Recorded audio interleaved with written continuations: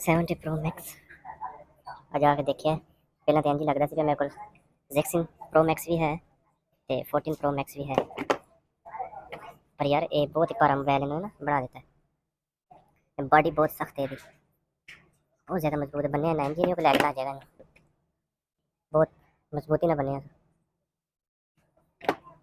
कैमरे का रिजल्ट भी ठीक है था,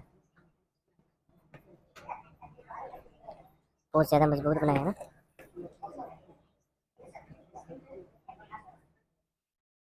बहुत ज़्यादा मजबूत रख के बनाते हैं।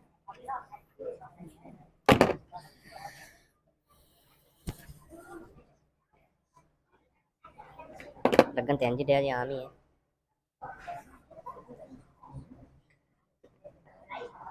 थोड़ी ये वेंट सख्त रख के बनना जिमें तो चोरी हो जाना है।